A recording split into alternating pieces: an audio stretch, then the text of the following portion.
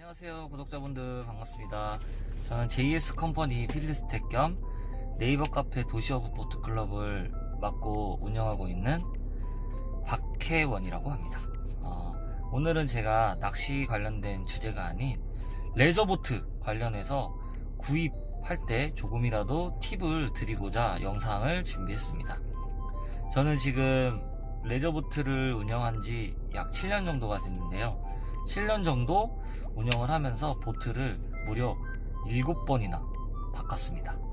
대단하죠. 거의 1년에 한 번씩 바꾼 꼴이 됐는데, 처음에 저도 이제 원투 낚시로 시작을 했는데, 우연치 않게 이제 선상 낚시 하시는 분들의 조과를 보고 선상 낚시에 입문을 하게 됐습니다. 선상 낚시, 유선배를 타고 낚시를 하는데, 선장님께서 고기가 조금 잘 나오고 있으면 삐삐 하고 자꾸 이동을 하는 거예요. 그래서 왜 이동하지? 그럼 나도 그냥 내 보트를 사볼까? 라는 생각에 낚시를 하게 됐어요. 그 보트를 구입을 하게 됐습니다. 처음 구매한 보트가 2m 70에 4.5마력의 그 엔진을 장착을 해서 제가 이제 바다 나가서 운영을 해봤는데, 아무것도 모르고 구입을 했기 때문에 민물보트를 구입을 했어요. 저는 민물보트랑 바다보트가 따로 있는지도 몰랐습니다. 분명 지금 모르셨던 분들도 계실 거예요. 다 보트가 따로 있거든요. 그래서 민물보트는 이제 밑에 용고리이 없어요. 근데 바다보트는 이렇게 용고리 있습니다. 파도를 쬐고 이렇게 나갈 수 있게 있습니다. 그래서 잘못 구입을 해서 130만원 주고 구입을 하자마자 바로 한 번 타고 120만원에 바로 팔았어요. 그리고 나서 제가 이제 정보가 없었기 때문에 단순하게 그냥 보트가 작아서 이렇게 좀 배가 이렇게 불안불안했나 싶은 생각에 3m짜리 보트를 고무보트를 다시 샀어요. 그것도 알고 보니까 골드디오라고 베스보트였더라고요. 그래서 그때는 제가 이제 보트 면허가 없었기 때문에 4.9마력을 구입을 했어요. 엔진 4.9마력이면 면허가 없어도 운행이 가능합니다. 5마력이 되는 순간부터 이제 면허가 필요해요.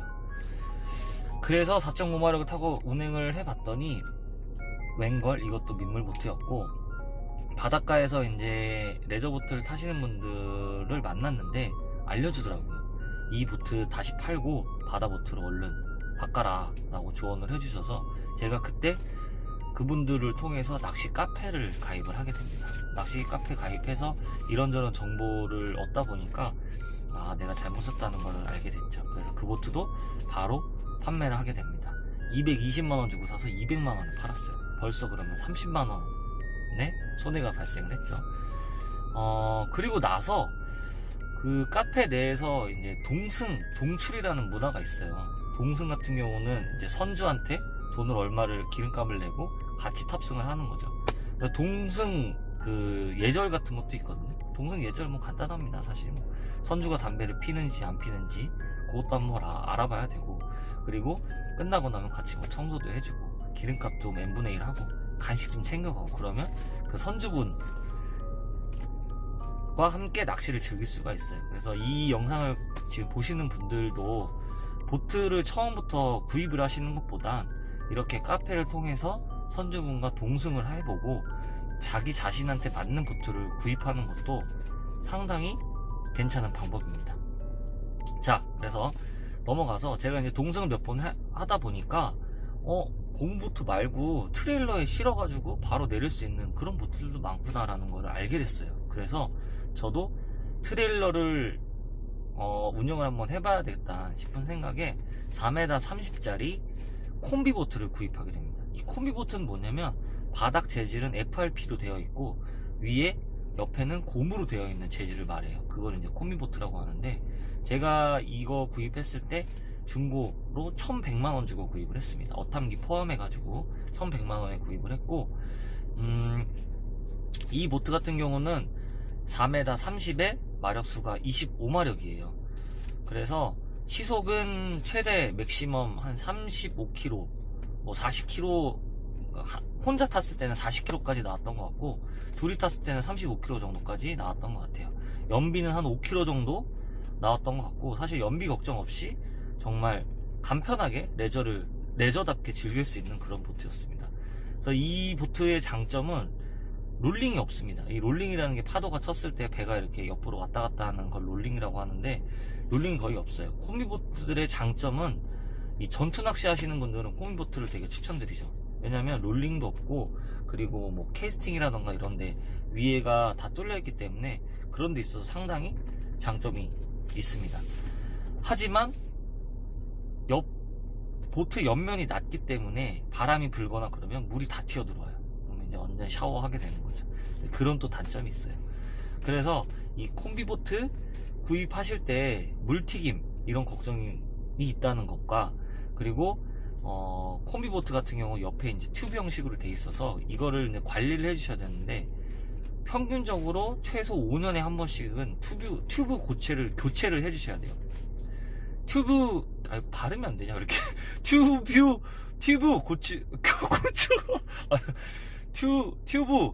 교체를 해주셔야 되는데, 그게 대략 50만원에서 100만원 정도 들어간다고 보시면 돼요. 그러면, 콤비보트 4m 30에 25마력 정도는 제가 어느 정도 이제 설명을 드린 것 같고, 다음으로 넘어가서 제가 5m 25에 60마력 보트를 다시 구입하게 됩니다. 이 보트 같은 경우 구입하게 된 동기는 뭐냐면, 저는 이제 여러 명의 사람과 낚시 즐기는 걸 좋아하는데, 콤비보트 같은 경우는 사실 한 2명 정도 밖에 낚시를 할 수가 없어요. 그래서 이 보트를 2,400만원 정도 주고 구입을 합니다. 그리고 한 4-5명의 사람들과 낚시를 즐기기에도 적합하고, 연비 같은 경우는 한 2.5에서 3kg 정도 나왔던 것 같아요. 이 보트도 마찬가지, 옆면이 낮기 때문에 롤링 같은 게 현저히 적었고요. 그리고 정말 레저를 레저처럼 부담 없이 즐기기에도 딱 적당했던 것 같아요. 그리고 나서 사실 여기서 멈췄어야 됐는데, 또 업글병이 도져서 또 업글을 하게 됩니다. 이 보트 같은 경우는 5m 70에 19피트에 115마력 엔진을 달고, 이 부산 박람회 보트쇼에서 이제 전시되어 있던 제품이었는데, 알로이 마린 거예요. 알루미늄 보트인데, 이 보트 같은 경우는 이 옆면을 보시면 옆이 높잖아요. 옆이 높은 대신에 바람 불어도 물튀김이 조금 적고, 그리고 옆면에 서서 일어나가지고 이 허벅지를 기대서 낚시할 수 있기 때문에 낚시하는 데 있어서는 되게 편합니다. 하지만 파도가 치거나 그러면 롤링이 되게, 전 보트보다 롤링이 심했고, 사람이 한쪽으로 이렇게 많이 쏠리잖아요. 그럼 배가 한쪽으로 많이 기울었어요. 되게 무서웠어요. 그런 또 단점이 있습니다. 근데 이 현상은 배 옆 라인이 높느냐 안 높느냐의 차이인 것 같아요. 물론 배 밑에 몰드가 뭐 이렇게 V형이 아니라 조금 뭐 라운드 형식이라던가, 또는 뭐 용골이 뭐 2개인 뭐 보트라던가 그러면 좀 덜 할 수 있는데, 대부분의 보트 옆면이 높으면 암튼 롤링은 좀 심하다. 요런 거를 한번 또 이렇게 배 고르실 때 참고하시면 되고, 제가 이 보트 구입 가격은 3,000 저렴하게 좀 깎아가지고 3,600만원 정도 들어간 것 같아요. 그리고 연비 같은 경우는 한 2kg에서 한 2kg 정도 나왔던 것 같아요. 그래서 어촌도 같은 경우가 사실 제가 자주 다녔던 출조 지역이었는데, 한 50kg 정도 나오거든요. 가는 것만. 1박 2일 왕복 낚시하고 뭐하고 하면 기름값 한 14만원에서 15만원이면 충분히 낚시를 1박 2일 동안 즐길 수가 있었어요. 그래서 이 정도도 뭐 속도도 한 60km까지 나오고, 정말 장거리 운행해도 뭐 왔다 갔다 금방금방 하고 연비도 부담 없을 정도로 정말 괜찮았던 보트인 것 같아요. 사실 4명이 나가가지고 한 4만원씩만 내도 충분히 그 연비 충당이 되니까 부담이 없었던 것 같아요. 그죠? 부담 없죠? 4만원 정도면. 그죠?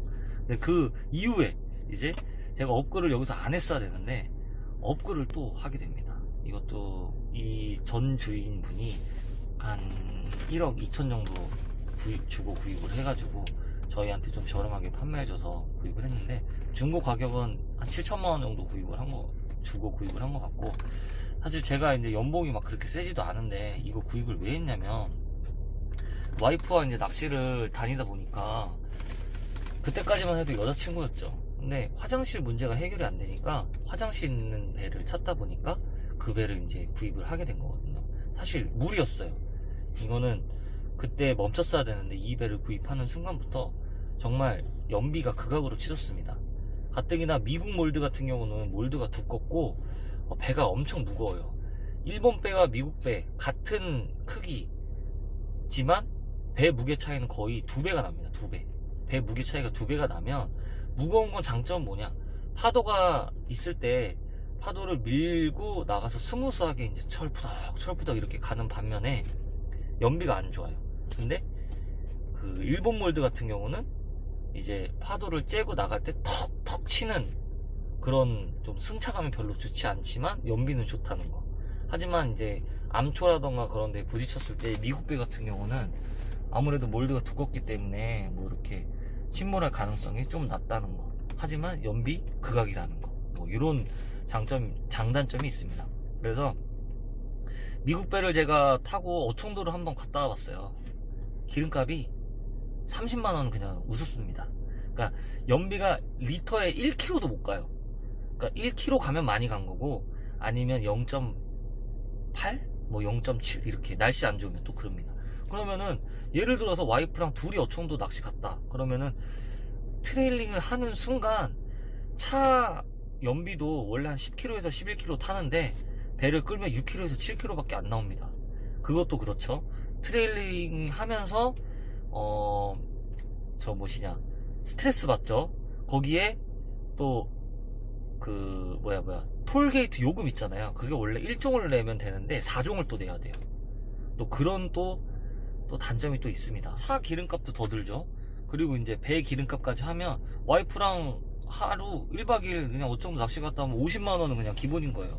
그럼 이게 레저인가요? 레저가 아닌 게 이제 돼버리더라고요, 보니까. 근데 이제 한 사람들, 카페 회원들 이렇게 2명 더 초대해가지고 4명이 나가면 한 기름값 1인당 뭐 10만원씩만 잡으면 놀 수는 있어요. 1박 2일 놀 수는 있긴 있는데 마력수가 올라가는 순간부터 엔진오일 교체하는 비용도 더 많이 들어갑니다. 원래 한 115마력 정도 같은 경우는 10만원이면 충분한데 지금 200마력이 되는 순간 한 18만원? 엔진오일 뭐 15만원, 18만원 정도 들어가고 이 엔진오일 교체 주기는 대략 한 100시간에 한 번씩 교체를 하면 돼요. 그러니까 뭐 1년에 한 번씩 교체를 한다고 보면 되는데 그런 것도 부가적으로 또 들어가고 그리고 아무래도 바다에서 운행을 하기 때문에 짠물에 단선 낳는 것들도 상당히 많아요. 그래서 부가적으로 들어가는 것도 상당히 많다. 근데 연비까지 그가 장난 아닌 거죠. 그래서 제가 이제 결론을 좀 말씀드리자면 이 레저보트 운행을 하실 때 지금 그 레저보트를 사고자 하시는 분이 친구분이라던가 뭐 회사 사람들이랑 등등 여럿이 다닐 거면 사실 이런 보트 사가지고 운행해도 그렇게 큰 부담이 안 될 수가 있어요. 근데 그냥 혼자 다니시는 분이라던가 둘이 다니시는 분들은 이런 보트 모는 순간 정말 레저가 아닌 부담이 됩니다. 그렇기 때문에 저는 제가 만약에 보트를 구입한다고 초심으로 돌아간다면 딱 진짜 좀 오버해서 산다 그러면은 5m 70에 115마력 이 딸 것 같고 아니다 그래도 그냥 이 정도면 충분해 나는 내만 꺼내서 즐기고 너무 진짜 뭐 전투 낚시 안 해 그러면 그냥 60마력에 5m 25짜리만 구입하셔도 충분하게 낚시 즐길 수 있습니다. 정말 레저를 레저답게 즐길 수가 있죠. 근데 부가적으로 수리해야 되는 부분들과 뭐 그건 약간 성격 차이겠지만 보트 청소해야 되는 것들 뭐 기타 등등 이런 것들이 있어요. 근데 그런 것들은 레저보트를 운행하면서 장점들도 많기 때문에 그런 거는 이제 선주분이 조금 감수를 하셔야 된다는 거 아시면 좋을 것 같고 제가 이제 타면서 레저보트 운영하면서 느낀 점은 사실 장점보다는 단점이 좀 더 많은 것 같기도 해요. 왜냐면 요새는 이 유선배들이 너무 많이 생기고 또 유선배들 서비스도 기가 막히잖아요. 요새 막 밥도 막 잘 주고 막 진짜 요새 막 하도 이게 경쟁이 치열하다 보니까 여기저기서 막 진짜 오라는 데도 많고 잘해준다고 하는 데도 사실 많습니다. 제가 이제 JS 스텝이 되면서 JS 스텝의 혜택은 그 오렌지 핀이라고 해서 그 유선배를 이렇게 좀 이렇게 무료로 이렇게 태워주기도 하세요. 그렇기 때문에 저한테는 굳이 이 레저 배가 사실 필요가 없거든요. 근데 지금 이제 또 갖고 있자니 이걸 또 팔려고 내놔도 사실 이 비싼 배를 누가 현금으로 딱 사겠어요. 그러니까 이 임자 만나는 것도 사실 되게 쉽지 않습니다. 나중에 이제 중고로 배 파실 때 그때 자신이 어떤 배를 갖고 있느냐에 따라서 가격도 천차만별인 거예요.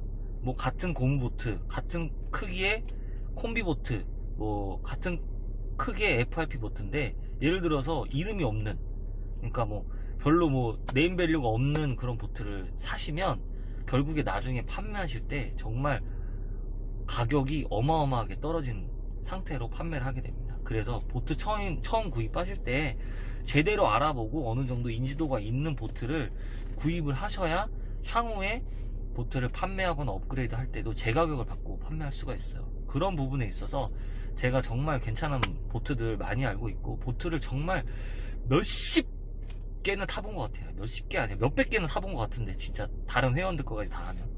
그렇기 때문에 혹시나 보트를 구입하고자 하시는 분들은 저한테 이제 댓글 남겨주세요. 제가 보고 나서 뭐 원하시면 뭐 전화통화 해가지고 좀 안내해 드릴 수도 있고, 뭐 제가 이거 보트 뭐 판매업자도 아니고 그냥 단순히 그냥 우리 구독자분들을 위해서 제가 해드릴 수 있는 뭐 하나의 약간 이벤트 같은, 아니 서비스 같은 그런 거니까 뭐 궁금하신 사항 있으면 저한테 댓글 남겨주시면 감사하겠습니다. 앞으로 이런 보트 관련해서 시리즈로 좀 제가 한번 만들어 볼까 해요. 그래서 관심이 있으신 분들은 구독, 좋아요 버튼 눌러주시고, 또 앞으로 더 좋은 영상들을 만들어 가지고 또 우리 구독자분들 좋은 정보 많이 들을 수 있도록 노력하겠습니다. 자, 그러면 저는 이만 여기서 물러가겠습니다. 자, 그럼 중종 안녕.